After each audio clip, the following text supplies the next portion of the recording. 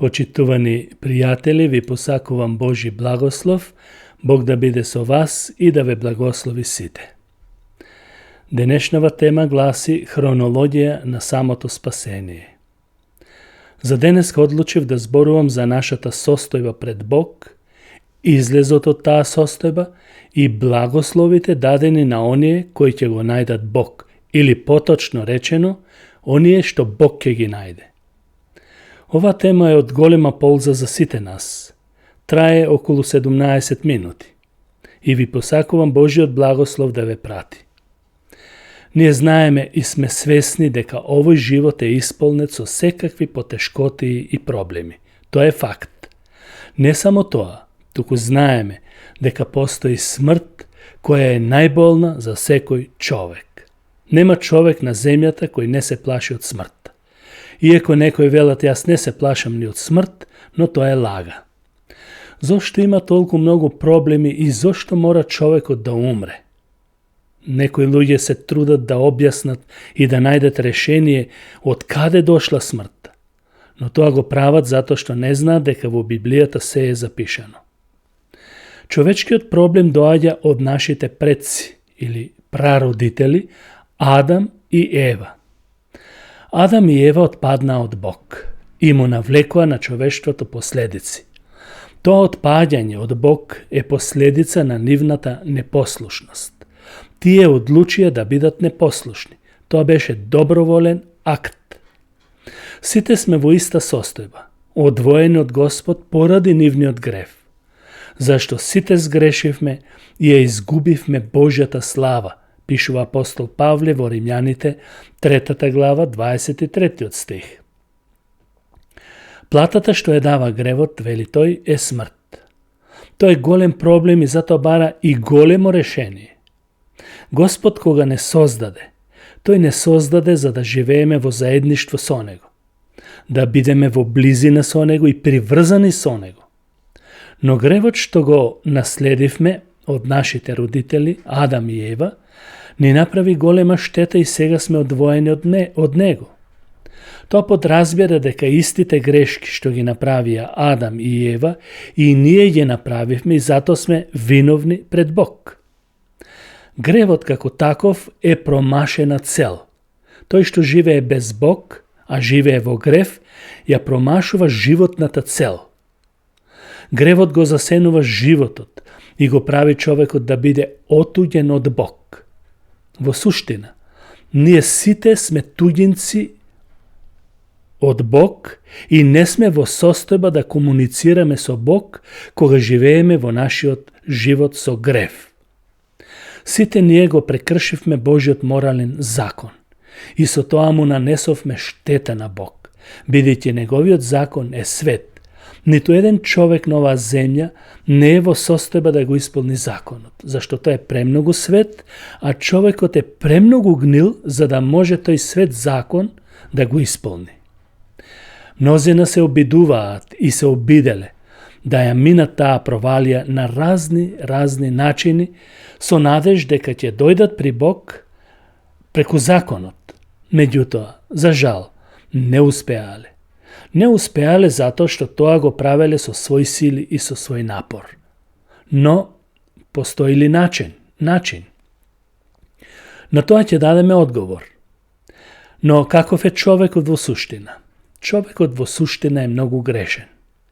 Апостол Павле во првата книга, односно во Римјаните, пишува каков е човекот од внатре.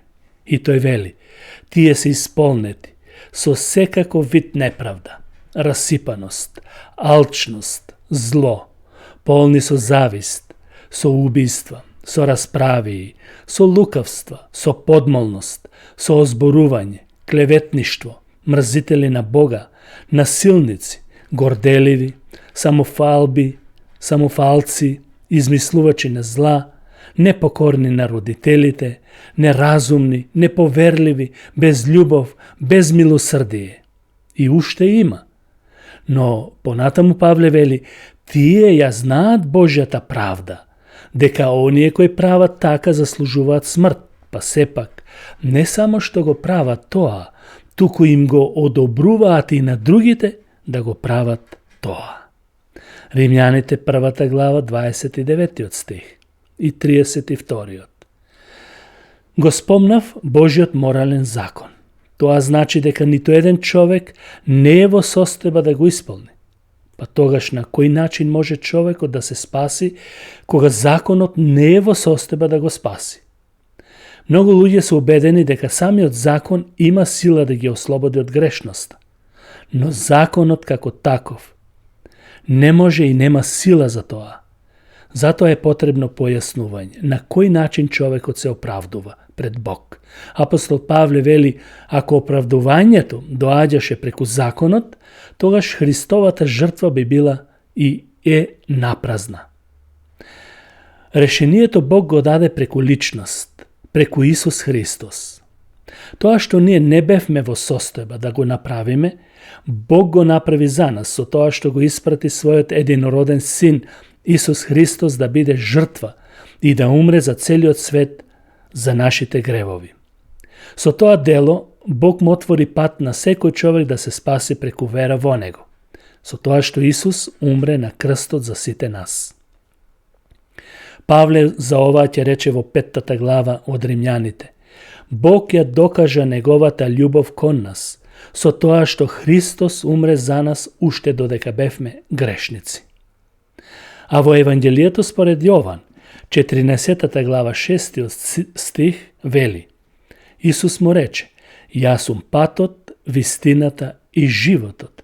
Никој не доаѓа при татко ми освен преку мене. Знаеме дека Исус е единствениот пат за спасение, зашто нема друго име дадено под небото со кое можеме да се спасиме, освен името Исус. На кој начин човекот може да се спаси и што треба да направи? Тој треба да се покае. Еден човек имаше во Библијата кој рече што треба да направам за да се спасам. Како прво и основно, јас не можам ништо да направам, апсолутно ништо. Ми треба целосен помошник, за да поминам од другата страна, како што би се изразил, на реката. Затоа ми треба мост или премин за да дојдам до Бог. Постојат неколку чекори за да се дојде до Бог, а тоа е покаяние. Затоа вели, покајте се и обратете се, за да ви бидат избришани гревовите и за да дојдат од лицето на Господ времења на освежување и да го испрати пред скажениот за вас Исус Христос. Тоа е запишено во Дела на апостолите 3 глава 19 стих. Што значи зборот покаяние? За тоа сме зборувале. Зборот покаяние значи промена, свртување од еден во друг правец. Тоа е промена на умот, на мислите, на волјата, комплетно на се. Покаяние значи нов живот во Христа, зашто без покаяние нема прошка на нашите гревови. Еве еден пример ќе ви кажам. Пред известно време на служба дојде еден доста возрасен човек, ќе речам старец, кој како што се изјасни имал 90 години. Тоа му е второ доаѓање, зашто првиот пат дојде подисправен, а вториот поднакривен. Некако чувствувам дека Бог сакаше да му е спаси душата и да дојде до сознание на вистината, макар што неговото доаѓање можеби е со сосема други намери. Откако ние поразговаравме, објаснувајќи му накусо дека Бог го сака и сака да му помогне, сака да му ги прости гревовите што ги направил во животот, во младоста, но на сето тоа, тој одговори дека нешто прави за Бог и дека ништо не направил лошо. Нагласокот му беше дека тој нешто прави. Тоа ме потсети на библискиот текст за постариот син, кога таткото го молеше да влезе в дома и да се радува што си дојде здрав и жив по младиот негов брат. А тој со гнев и лутина му рече на својот татко: толку време сум со тебе и никогаш не си ми дал да се порадувам со моите пријатели. Зашто само ти служам и ти служам. Никогаш не му направил некое посебно добро. Така го представи својот татко. Особено да заколе некое јаре, да се развесели со пријателите и така натаму. Нагласокот на постариот син беше дека тој му служи на својот татко, истакнувајќи ја заслугата. Тој постар син можеби ги представува фарисеите, кои сакаа оправдување по заслуга. Токму на ист начин се однесуваат многу луѓе денеска. Кога ќе им кажеме дека треба да се покајат од своите гревови, тие некако срамежливо ќе признаат дека по нешто грешат, ама до таа мера дека треба целосно да си го предадат животот преку покаяние, дури ако треба и со солзи, некако им е несватливо и почнуваат да се фалат со својата добрина, доблести што ги прават на некого или правејќи добрини. Но сетете се што вели Библијата. Уште на самиот почеток, кога Исус ја отпочна својата мисија, тој вели: покајте се и верувајте во Евангелието. Тоа е единствениот начин да дојде до промена и да не сме по заслуга, туку по Божјата заслуга. А тоа значи дека без вистинско покаяние и вистинска жал што сме сгрешиле и грешеле пред Бога, нема шанси за спасение. Освен што човекот треба да се покае, тој треба и да верува со цело срце. Верата мнозина ја сметаат како наследство и со тоа се задоволуваат, а не како личен сооднос со Бог преку Светиот Дух и заедништво преку Светиот Дух. Што значи да веруваш во Бог? Вера. Што е тоа вера? Апостол Јован вели: а на сите кои го примија им даде власт да станат Божи деца, на оние кои веруваат во Неговото име, кои не се родија ни од крв, ни од телесна поход, ни од волја на маж, туку од Бога. Тоа е запишено во 1 глава, 12 и 13 стих. Ако не го прифатам Исус за она што тој го направи за мене, ќе отидам во вечна мака, пеколот. А доколку го прифатам со вера, Неговото дело извршено на Голгота, ќе се спасам и ќе живеам вечно со Него. Местото што е загарантирано е Неговото вечно царство. Затоа, пријателе, имаш голема причина да веруваш во Исус. Во Библијата се зборува за еден стотник кој имаше голема вера. А кога влезе Исус во Капернаум, му пристапи еден стотник и го молеше, велејќи: Господи, мојот слуга лежи фатен дома и многу се мачи. Исус му рече: јас ќе дојдам и ќе го исцелам. А стотникот во одговор му рече: Господи, не сум достоен да влезеш под мојот покрив, туку само кажи збор и мојот слуга ќе биде исцелен. Зашто исто јас сум подвластен човек и имам војници под себе. Му кажувам на едниот оди, тој оди, на другиот дојди и тој доаѓа. А на својот слуга направи го тоа и тој го прави. А кога Исус го чу тоа, се зачуди и им рече на оние кои го следеа: вистина, вистина ви велам, во никого во Израел не најдов толкава вера. Тоа е запишено во Евангелието според Матеј, 8 глава. Бог бара вера. И во денешно време луѓето, па и сите, треба да веруваат на ваков начин. Затоа е многу важно човекот да признае дека е грешен. Почитуван слушателу, согледај се во светлина на Библијата, дека имаш потреба од Спасител и со Божја помош ќе можеш да го избегнеш гревот или гневот и да се очистиш како никогаш да не си грешал. Верувај дека Исус умре на крстот за тебе и со таква вера ќе примиш многу духовни благослови и исцеленија.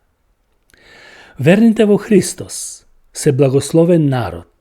Тие се благословени во следново: како прво, кога ќе се покајат и веруваат, тие имаат посебна близина и интимност со Бог преку Светиот Дух. Павле во Ефесјаните 2 глава, 13 стих вели: а сега, тоа подразбира кога станале верници, а сега во Христос, Исус, вие кои некогаш бевте далеку, станавте блиски преку Христовата крв. Алудирајќи на паганските народи, ефесците, кои го прифатиле Исус Христос преку вера. Второ, тие имаат Христова праведност или правда. Павле вели: оној кој не знаеше за грев, се мисли на Исус, Бог го направи грев за нас, за да станеме Божја правда во него. Тоа е запишено во Коринтијаните, 2 Коринтијаните, 5 глава, 21 стих. Преку вера сме оправдани. Бог го направи тоа за нас. Ние не можеме од само себе да добиеме правда. Туку Христовата правда ни се засметува како правда. Трето, тие се благословени во тоа што се очистени и облечени во бела облека, символ на праведноста. А јас му реков, вели апостол Јован во Откровение 7 глава 14 стих, а јас му реков, Господине мој, ти знаеш, и ми рече, тоа се оние кои доаѓаат од голема неволја, кои ги испраа облеките свој и ги избелија во крвта на јагнето. Кога ќе поверуваш во Исус, тој ќе те направи да бидеш чист, очистен од твоите гревови. И ти имаш како символ на тоа бела облека, односно Христовата праведност. Четврто, тие се благословени со тоа што се прифатени и дарувани во Христос или во возлюбениот. На кој начин? Павле вели во 1 глава 6 стих од Ефесјаните, за да биде фалена славата на неговата благодат со која не дарува во возлюбениот. Ние сме дарувани во возлюбениот, тоа е Исус Христос, со сите духовни благослови во небесата. Тие се благословени во тоа што се оспособени да бидат учесници на светлината. Павле во Колосјаните 1 глава 12 стих вели да му благодариме на Бог кој не оспособи за учество во наследството на светите во светлината. Прекрасно е да бидеш оспособен, да бидеш учесник во наследството на светите во светлината. Ние сме деца на светлината, живеејќи ослободени од темнината и живеејќи за Христос во неговата светлина. И, како шесто, тие се наследници на вечниот живот. Сите што се покајале и што веруваат во Исус се наследници на вечниот живот. Вечниот живот е дар за сите нас. Затоа Павле вели во Тит, 3 глава, и така, оправдани преку неговата благодат да станеме наследници според надежта на вечниот живот. Ако ја немаш оваа надеж, вечен живот, зошто живееш? Што е смислата на твоето живење? Седмо, со Христос ние сме цареви и свештеници. Царуваме заедно со Христос. Павле, односно апостол Јован вели во 1 глава 6 стих, и не направи цареви и свештеници на Бог и на својот татко. Нему слава и моќ во вечни векови. Амин. Тоа е откровение на Јован. Еве еден пример како треба да се помолиш, ако не си се помолил, или ако не знаеш, или ако не знаеш како да ти се простат гревовите, како да поверуваш. Почни со овие зборови. Господе Исусе, јас навистина сум грешник и ми треба Твоето опростување. Верувам дека Ти умре за мене и за сите луѓе на оваа земја. Ја плати казната за нашите гревови и воскресна од мртвите за наше оправдание. Затоа јас се одвраќам и се каам заради сите мои гревови од младоста па се до денес и те молам, влези во мојот живот како Господ и Спасител. Спаси ме, Господе, од сите мои гревови. Амин. Господ нека ги благослови сите наши слушатели. Патот на спасение е многу едноставен, бидејќи е изработен преку Исус Христос, нашиот Спасител. Нему слава во сите векови. Да, нему слава во сите векови. Амин.